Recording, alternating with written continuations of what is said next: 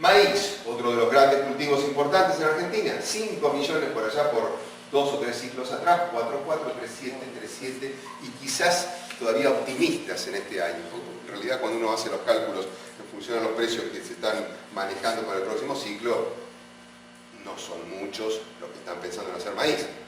Obviamente hay algunas zonas que son privilegiadas, con muy buenos rendimientos medios y demás, se va a terminar haciendo incluso en el marco de la necesidad de rotación y demás, pero digamos con una caída también, o a lo sumo, digamos, un estancamiento importante.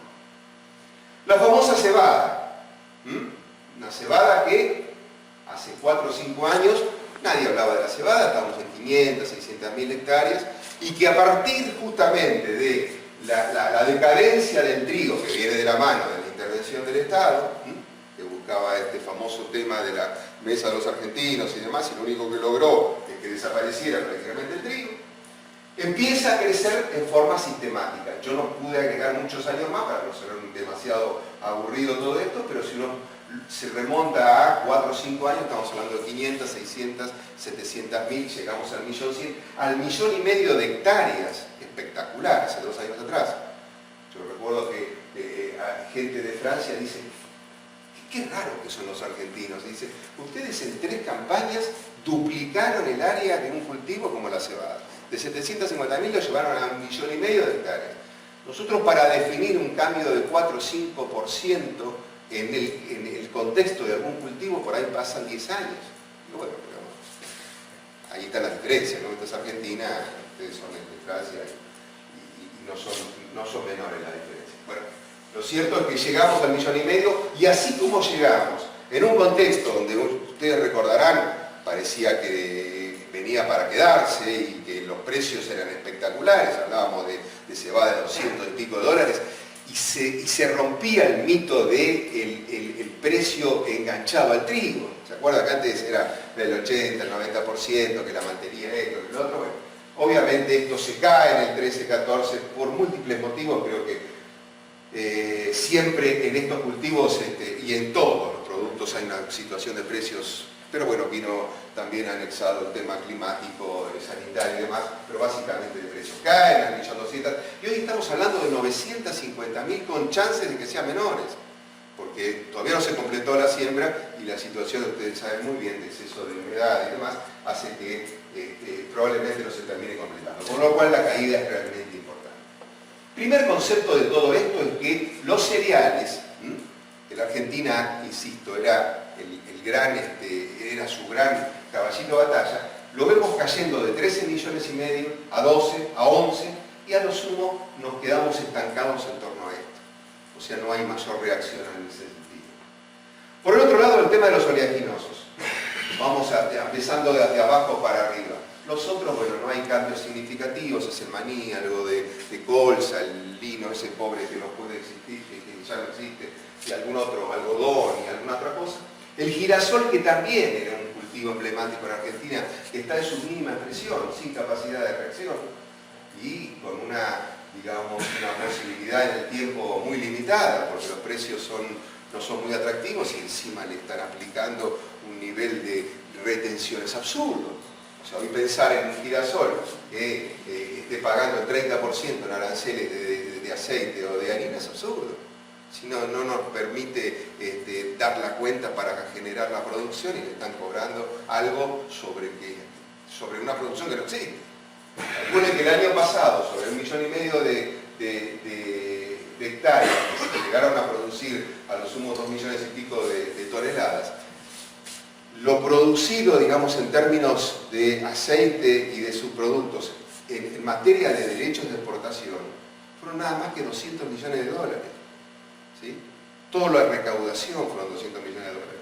Entonces, cuando uno analiza esos 200 millones de dólares versus lo que está pasando a nivel de las reservas en Argentina, que se pierden 200 millones o 300 o suben 100 por día, estamos poniendo en tela de juicio por seguir cobrando o intentar seguir cobrando aranceles altos la existencia o por la permanencia de un cultivo tan emblemático como, y que además solucionaba problemas serios en determinados sectores pampeanos, obviamente. Esta era la zona girasolera en algún momento, también del oeste, pero sobre todo extrapampeanos, como era el caso de compitiendo con el algodón del Chaco, etc.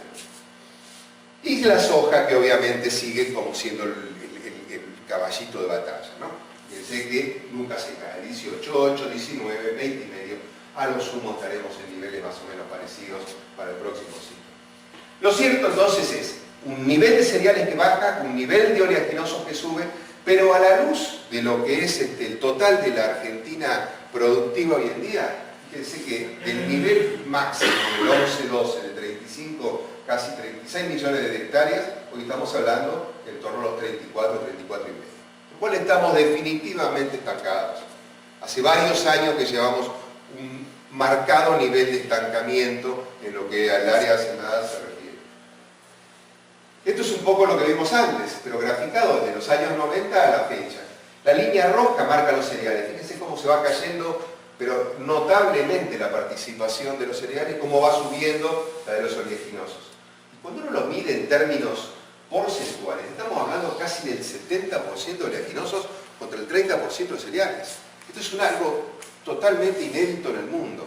El mundo funciona exactamente al revés. El 70% es cereales, el 30, o 75-25 en realidad, para ser exacto, es la relación de oleaginosos. Claro, son promedios. Entonces dirían, bueno, ¿cómo funcionan los yanquis? Bueno, los yanquis funcionan al 60-40.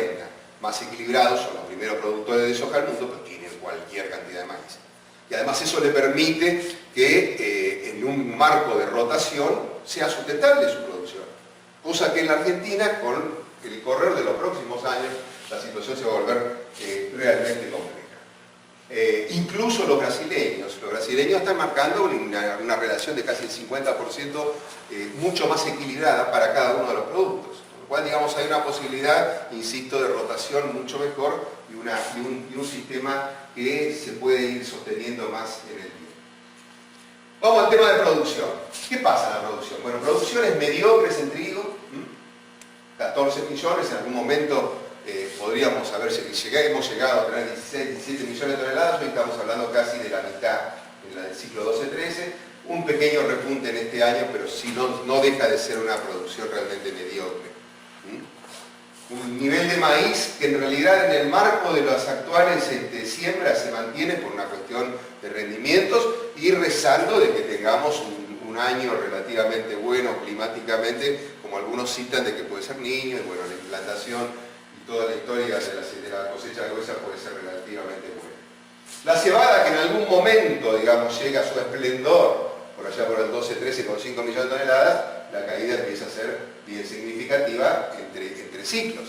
Con lo cual, digamos, seguimos perdiendo, y si uno hace un análisis, digamos, de la producción total, de los cultivos que más generan en cuanto al volumen, pues son cultivos que, si uno compara el maíz contra la soja, sabemos todos positivamente que hay una relación de casi 3-1, o sea, hay mucho más volumen que los oleaginosos. Bueno, la producción está relativamente estancada.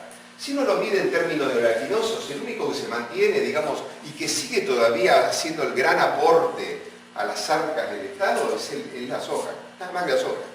Hoy en día estamos hablando de 54 millones, un récord maravilloso, pero que a la luz, digamos, de lo que es la producción en su conjunto, fíjense las fluctuaciones. Teníamos un año, que acá no lo cito, de 102 millones, pasamos a 90, llegamos a 97, a 102, en el mejor del caso 105. Si uno saca, digamos, un promedio del último quinquenio, estamos hablando de 100 millones de toneladas. O sea, total y definitivamente estancado.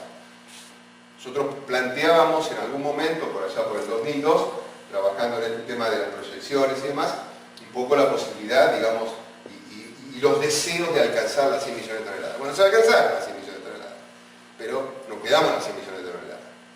Lo cual, a veces, no hay mal que por bien no venga, también lo charlábamos un poco ayer, desde el momento que, si con menos de 100 millones, ya con los 80 teníamos conflictos desde el punto de vista de toda la comercialización, ya con 100 tenemos mucho, si siguiéramos creciendo en este marco, sin rutas o con rutas realmente muy deterioradas, con grandes problemas en materia de almacenamiento, con una restricción realmente muy fuerte en ese sentido, solamente cubierto por el tema del silo bolsa y la desestacionalización un poco de las entregas.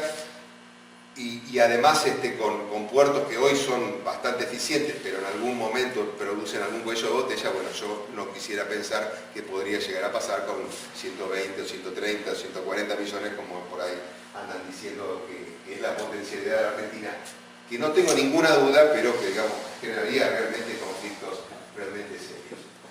Esta es la evolución de lo mismo que estamos hablando en el tiempo. Acá estamos en los 40, acá estaba el lino, ¿ves? Y acá, pero desde los 40 hasta los 90, fíjense la línea azul, está totalmente estancado. Tuvimos 50 años estancados. Digo, después en los 90 crecimos un montón, lástima que no ayuda mucho la ordenada, porque en realidad no se ve tanto, se ve más en la producción, pero crecimos en torno a los 20 millones, 22 en promedio, crecimos a 30 y 30 y pico, lo tuvimos antes. Pero tuvimos casi 50 años, insisto, totalmente estancados. Solamente, digamos, empezamos a crecer de forma significativa cuando aparece la soja transgénica en particular.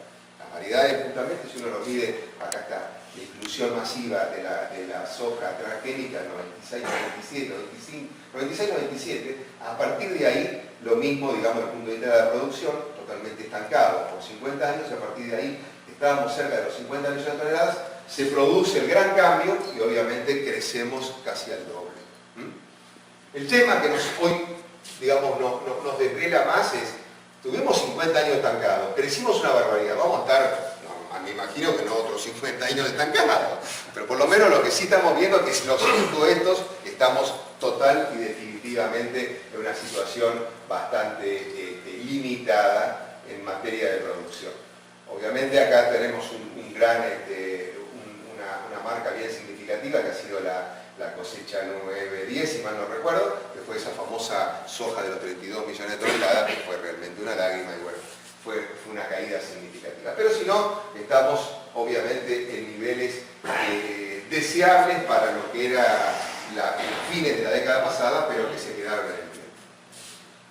Pero ¿qué pasó en este periodo? Digamos, ¿cómo llegamos a los 100 millones? Muy lindo, lo de la soja ha sido interesante, la inclusión de los transgénicos y demás. Pero evidentemente acá ha habido algo externo que ha permitido que fuera creciendo la producción en forma realmente significativa. Y esto es, fíjense, el año 2001-2002. ¿Por qué cito este año? Porque este en particular fue, digamos, post-crisis, recuerden, cuando se reinstala el tema de las retenciones, los derechos de exportación famosos. Fíjense lo que valía un precio, estamos hablando de precios FOB, los precios FOB son obviamente los de exportación, ¿no? Y un precio medio de todo el complejo granario. Acá estoy metiendo desde una soja hasta un maíz, hasta un aceite de soja o un pele de soja, o sea, haciendo un análisis promedio de los precios. Fíjense lo que valía en el ciclo 2001-2002. En promedio la producción, $175, lo que hoy está valiendo, a pesar de estas fluctuaciones que todos conocemos y pensamos que pueden ser un poquito más agudas en el próximo ciclo, en este estaríamos cerrando en un promedio de $415. Estamos hablando casi, si uno lo hace rápido, el doble serían 350, estamos hablando de casi una relación de 2,4, 2,5 a 1. O sea, evidentemente ha habido un crecimiento en los precios de las materias primas realmente muy significativo. Y esto me hace acordar que en realidad ha superado, digamos, a los precios de la tecnología, que eso es lo interesante. Ustedes recordarán que existía esa famosa teoría del deterioro de los famosos términos de intercambio. Estamos hablando de los años 40, 50, una teoría muy famosa económica que decía que evidentemente los países que producían materias primas cada vez iban perdiendo ingresos relativos comparados con aquellos que estaban realmente industrializados. Entonces decíamos, pucha, nosotros estábamos en el peor de los mundos. Bueno, eso quedó realmente totalmente desfasado con los cambios que se están dando hoy en el mundo en materia de crecimiento de población y sobre todo en migraciones, digamos, importantes, lo vamos a ver luego en el caso de China, donde la gente empieza a comer primero, que es importante, y a comer mejor que antes, lo cual hace que los los alimentos empiecen a tener un nivel de precios realmente mucho más sostenido que antes. Pero esto es un dato realmente importante. Esto hace mención un poco al famoso viento de cola que tanto se escuchó en estos últimos 10 años, pero y que evidentemente no deja de ser cierto. 175 contra 415. Más que interesante en materia de precios.